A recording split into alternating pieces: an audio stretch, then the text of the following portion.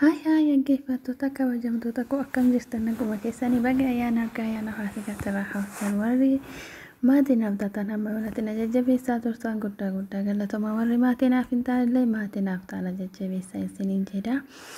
Har'a nyaata foon hindaaqqoo bifa sadiinan kan hojjedhe zayitii qofaan kan xabbafamu innis inna hanga viidiyoo xumura viidiyoo kootitti na waliin tura laayik sheer komantii gochuun irraanfatinaadhaan isiniin jedha.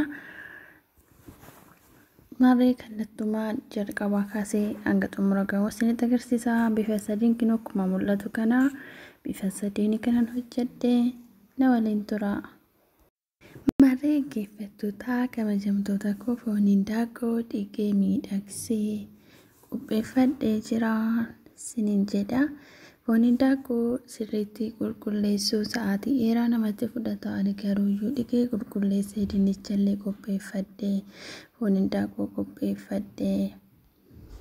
Inni kun iskalooppi jedhama afaan arabiffaatiin. Inni kunillee iskalooppiidha. Inni kun immoo kushinaa jedhama afaan arabiffaatiin. Kushinaa jedhamee waamama. Bifa sadiin qopheeffadhee foon hindaaqqoo bifa sadiin waxii qofa hin ta'u waan ta'eef na waliin tura. Foon hindaaqqoo innaa dhiqnu loomiin alkooliin isa qulqulleessu dirqama qabaachuu qabna. Garuuyyuu ani qulqulleessitan lafa godhadhee jira. Sirriitti dhiquu nama barbaachisa. Yoo sirriitti hin dhiqin fooliin isaa baay'ee foolii badaa waan qabuuf jechuudha. Innaa sirriitti qulqulleessinee qopheessinee ashaawootti go'ee jira. Amma qimamee adda addaatti go'ee xabbasuufan deemaa jechuudha. Na waliin turaa inni isiniin jedha laayik sheer komantii gochuun irraanfatina. Dinnicha xibsii iskaloop hunda isaatu qopheeffadhee jira.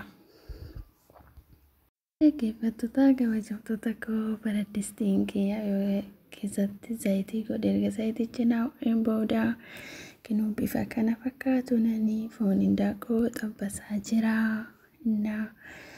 Laayik sheer komantii gochuu jabeessuu irraanfatinaadha. Bifa magaala ta'een kan xabbafamu innaa magaala yoo ta'e san keessaa baafna jechuudha. Waan baay'ee salphaadha itti fayyadamaa inni isiniin jedha. Amma foon hindaaqqooti kanan xabbasaa jiru. Innaa bifa bareedaa ta'een xabbasuun baay'ee barbaachisaadha. Bifa sadiin kanan hojjechaa jiru. Iskaloop, kushinaa fi jeejee akkuma oduun ashagamin manuma keenya keessatti dhiqnee kan itti fayyadamnu jechuudha. Laayik sheer komantii gochuudhaan na jajjabeessan isiniin jedha. Hanga xumura viidiyoo kootti na waliin tura obsa na caqasaa. Maree foon hindaaqqoo xabbasiitii fixee jira. Amma iskalooppiin xabbasuuf heeda. Innis baraddistii qulqulluu fi zayitii qulqulluu ta'uu qaba. Bakka tokkotti kan hojjetamu miti. Zayitiin isaa naafoo'ee jira. Amma iskaloopbii keessa godhee tanan jira. Inni kunis bifa magaala ta'een innaa magaala ta'e san gubuus hin qabnu xabbasnee hojjechuus baay'ee tokko salphaadha. Baay'ee namatti tola. Laayik sheer komantii gochuu hin dagatinaadha.